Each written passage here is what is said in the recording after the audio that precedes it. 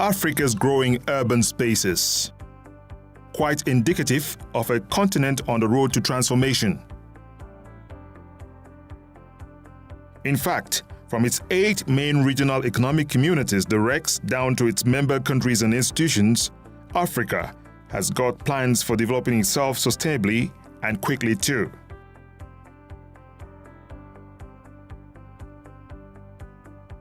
But there is a missing link. Capacity development is crucial for development in Africa because if you have strategies and policies that you need to implement to be able to grow your economy, provide jobs for young people, and reduce poverty, you need to be able to implement those policies and strategies. And without the adequate skills or the strong institutions, in other words, without human capacity and institutional capacity, you will not be able to implement those policies. And therefore, capacity is the missing link between having good plans and good strategies and being able to implement them to achieve the results that you want. And this is how the story of the African Capacity Building Foundation, ACBF, began. The ACBF was created in 1991, roughly slightly above 26 years ago. And it was created really to address the fundamental challenges that were preventing African countries from realizing their development objectives and from fulfilling their potentials. You know, African countries are well endowed in human resources and natural resources, but they have not been able to translate these resources into real economic progress and improve the welfare of Africans. So ACBF was really created to address this missing link, which is the capacity to realize the objectives of development, to be able to really unlock the potential that the continent has, and to be able to really implement all the strategies and the good plans that the continent has.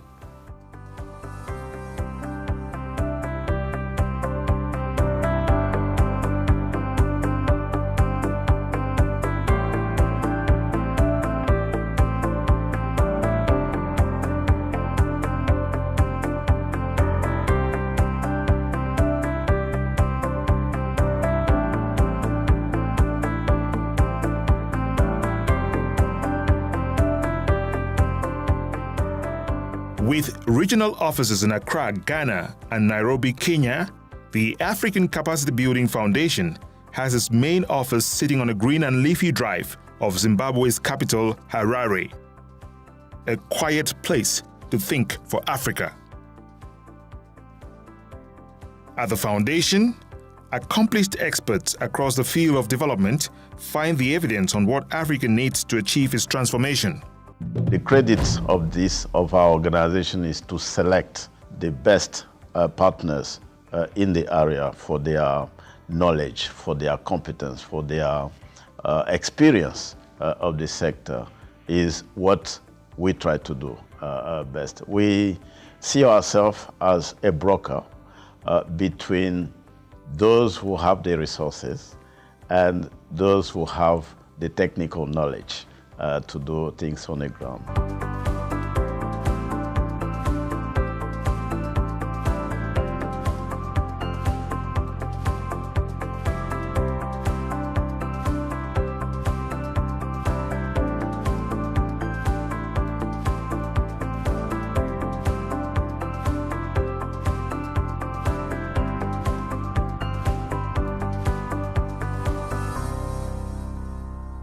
ACBF has helped produce thousands of macroeconomic and finance experts, some of whom are now members of government, helping to create and implement the right policies for their country's finance and planning ministries, as well as central banks. It has played a key role in moving forward continental and regional development plans through support given to the African Union, the regional economic communities and member states, fostering regional integration and trade, as well as women's empowerment.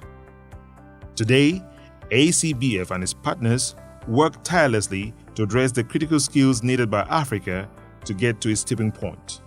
Our current research shows that most critical skills needed by African countries to fully implement Agenda 2063 and the Sustainable Development Goals are in the areas of science, technology, engineering, and mathematics. For instance, to achieve the first 10-year plan of Agenda 2063, we need to produce 2.4 million engineers and 1.6 million agricultural scientists at a revolutionary pace. Acbf is an important institution in the individual and collective aspirations of the countries of our continent, as witnessed by its recognition as an African Union specialized technical agency dedicated to capacity development.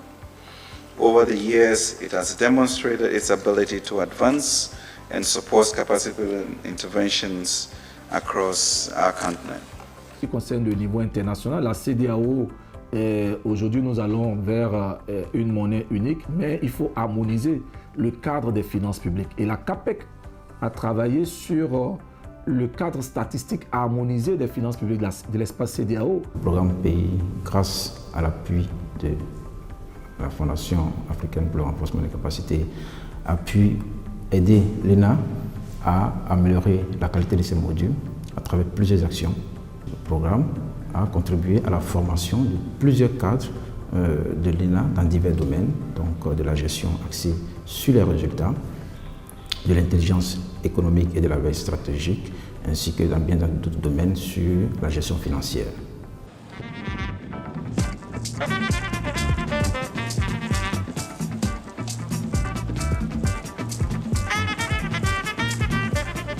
Thanks to Acbf, two institutions based in Nigeria are helping the country as well as its neighbors to make good progress with sustainable macroeconomic, financial and debt management, as well as on budgetary oversight and discipline. These are the National Institute for Legislative Studies, NILS, and the West African Institute for Financial and Economic Management, WIFM. 20 years, we have trained over 17,000 senior officials in the areas of debt, finance, and macro management. And this has been due to Acbf funding. Acbf has assisted us to be proactive and to be abreast with the tools used by multilateral institutions like the IMF and the World Bank in dealing with our economies.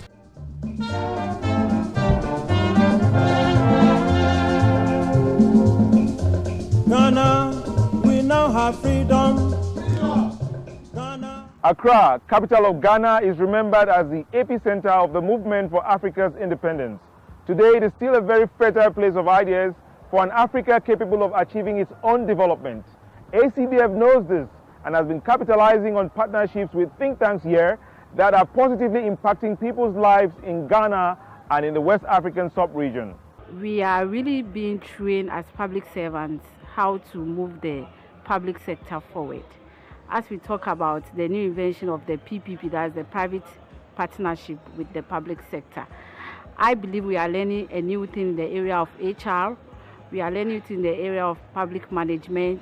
We are also doing financial management. We are doing strategic management, how to strategize our businesses. If you look at some of the subjects we are studying, like public sector management, governance and leadership, human resources management, strategic management, are all some of the issues I confront during the course of my work, because I deal with issues of administrative injustice. And coming to study this course will help me in fighting issues of administrative injustice in my public sector in the Gambia. There is a lot of innovation that can go into the public sector with what we are learning. So within our corners, we innovate a lot to make a difference in the public sector as it has been seen in the past. I'm Raymond D'Souza George. I'm a beneficiary of the Acbf scholarship. I'm from Sierra Leone and I work for the University of Sierra Leone. This program has been of and will be of immense benefit to us. These civil servant trainees of the GIMPA Public Sector Management Training Program are poised to become authorities in their fields, just like the experts of the Institute for Democratic Governance, IDEC. With support from Acbf, IDEC Ghana gives authoritative analysis to promote democratic governance and has been instrumental in making electoral parties commit to fairness in Ghana's elections. You bring them together to commit to peace and due process so that if there are disagreements over the results of the elections or flaws in procedure and so on, it will not trigger violence because there is a lot of passion around who wins and who doesn't win. And you have them coming to the meeting to sign, the peace pact and so on. We do this together with state institutions like the Peace Council, with the National House of Chiefs, very powerful institutions. We also get international diplomatic missions and others involved. So I think we've managed to demonstrate our consistency in providing quality analysis and advice. We just don't do analysis and stuff, but we also provide advice, and sometimes, or most times, it's been taken on board and implemented.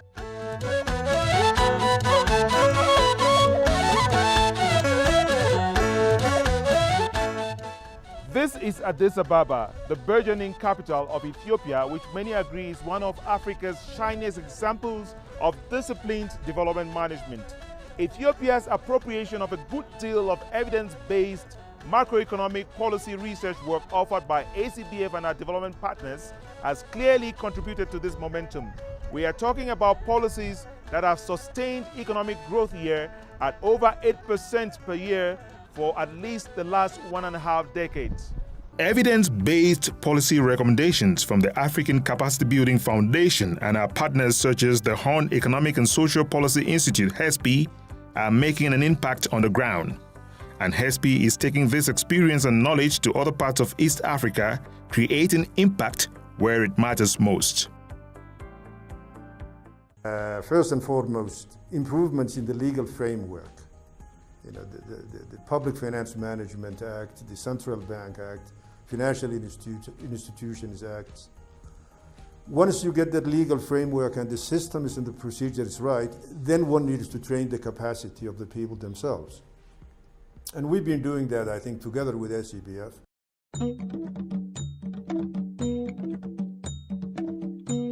Tushangilie Kenya, taifa letu tukufu, Kenya tunayoipenda, Kenya nchi tunayoipenda. Kenya. This East African powerhouse wants to render its agriculture pro-table, commercially oriented and internationally competitive. A high volume of analysis to help policymakers steer the country in the right direction comes from the Kenya Institute for Public Policy Research and Analysis, KIPRA, with which Acbf has worked very closely to make concrete proposals that come in handy to government. A powerful tool to support Kenya's public and private sector is KIPRA's Young Professional Program.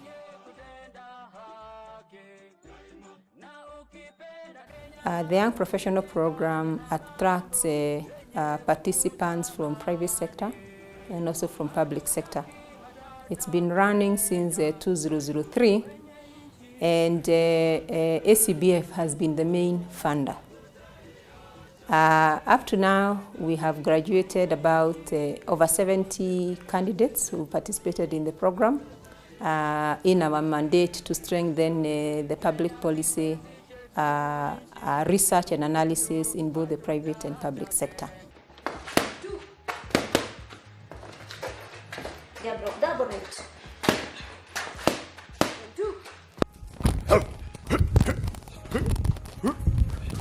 So you can see that if I were to engage her in a fight, she would beat me hands down. And it's not every day in a natural setup that you'll find a woman challenging a man like that. But this is all about building confidence, and is one of the things that Acbf, through its partners, has been doing in order to instill confidence in young girls, so as they grow up, they are able to do several things physically and mentally to bring some good to their communities. Box Girls Kenya was founded in 2008, and the reason for it was to try to really demystify gender stereotypes that affect girls and young women in the marginalized community. It would therefore not be surprising if some of the girls being groomed now move on to become experts in crucial development fields such as agriculture, in which case the postgrad project known as the Collaborative Masters in Agricultural and Applied Economics, CMAE, with membership from 17 universities in Africa, will be waiting for them. CMAE is coordinated by the African Economic Research Consortium with good support from Acbf.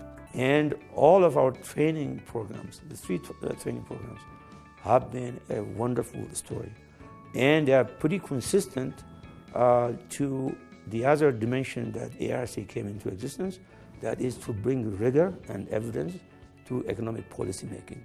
It turns out that even from the training arena, we see students who are trained analytically with rigor actually being placed in policy institutions, private sector, universities, and hence help us improve policy analysis, policy formulation in the space of agriculture and rural development.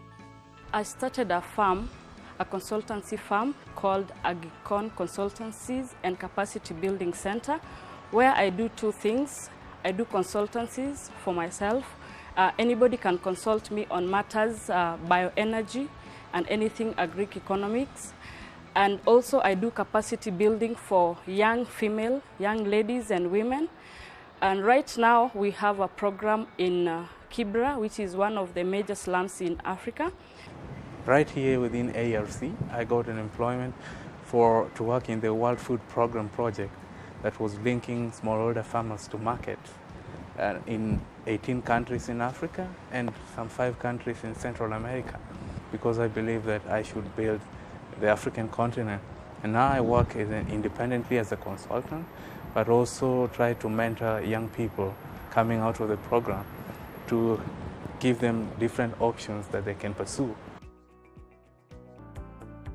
In Tanzania, Acbf supports the Economic and Social Research Foundation, ESRF, to develop policy analysis and training for the economic and social transformation of the country and beyond.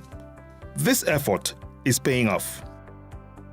Since its inception, ESRF has been able to support the government with many major assignments, including the coordination of the formulation of our National Vision 2025 and its review about 7 years ago, has been a key player in the formulation of the National Development Planning process, including the current 5-year development plan.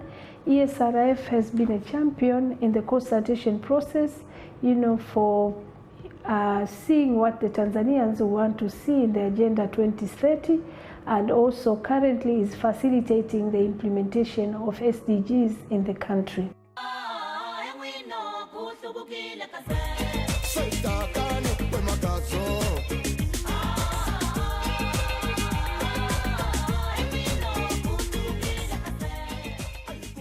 In next door Southern Africa, Acbf has had a tightly knit collaboration with the new Partnership for Africa's Development (NEPAD) agency.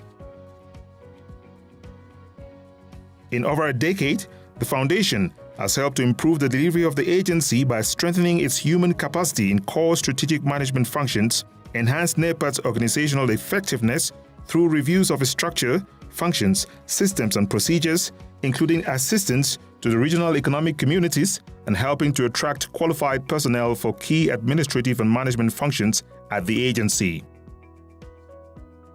Both bodies are now working closely to accompany the African Union and continental institutions to boost the continent's development in major areas such as infrastructure, natural resource management, and food security and agriculture.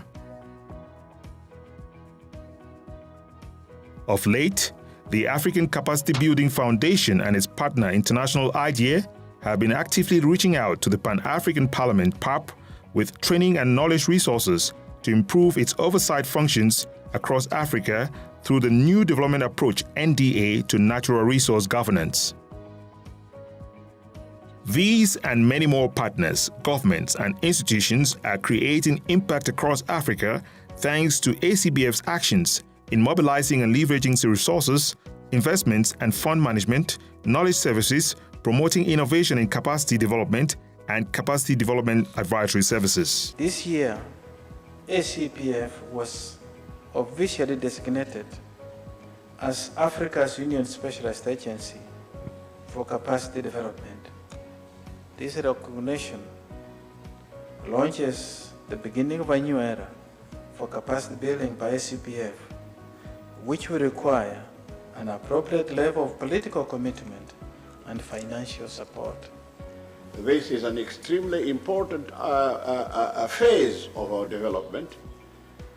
And if we are still going to do it on our own, if we will have to rely on our own people, our own institution, we need the Acbf to support us strongly in creating that capacity. I completely agree with Mr. Gondwe that if we are not able to fund this institution, we have a problem. We must think about the best way to make sure that this institution of ours is financially independent. The Acbf already plays a highly sensitive and important role, and what we expect from the Acbf is to continue to intensify to play this role. But we recognize that it's a partnership between the Acbf and the public sector and the state. So the Acbf should continue to engage the states, as the states should continue to engage the Acbf, and the AU and the AU Commission, be an organization of sovereign governments, have a direct interest in operating together to lift the cultural and intellectual level of our population. The remarkable achievements Acbf has registered over the past 26 years is not by accident, in our opinion. They have come through hard work, dedication, commitment, purposeful leadership, support from the member countries, as well as productive partnership building. There is measurable evidence showing that Acbf has played an important role in boosting the growth trajectory of the continent and also in strengthening capacities of the various institutions. More and more players are acknowledging the impact of capacity development work championed by Acbf as a propellant of Africa's transformation. But what really should be done to keep the fire burning and to the right degree? The central banks, given their important role in our economies, can persuade our various governments to mobilize resources for Acbf. Pensons que si une structure comme l'Acbf, qui est un pur produit africain et qui arrive à étendre sa toile sur tous les pays africains, est bien renforcée et dispose de moyens de la part des donateurs et des pays pour que ces fonds-là soient bien gérés et mieux coordonnés, nous pourrions avoir de meilleurs résultats en termes de renforcement des capacités et donc par ricochet aboutir à un développement harmonieux pour tous les pays africains. I hope this message gets through. That Africa needed the Acbf 25 years ago. It even needs it more now. Much more vital, I think, state. In the past 26 years, Acbf has really contributed significantly in building strong institutions, in building human capital, which has really helped many countries to be able to achieve a lot of progress in their economic development. But a lot of work still remains to be done. And for the foundation to continue this exceptional job that it has done, it will require a lot of support, both political support and financial support from many sources, including African member states, the multilaterals and the bilaterals. After all, without the kind of support that Acbf needs to be able to continue the good work it's doing, it will be difficult for Africa to really achieve the objective of Agenda 2063 and the SDGs, which is called Africa We Want. And we will continue to do this work to be able to achieve our vision of an Africa capable of achieving its own development.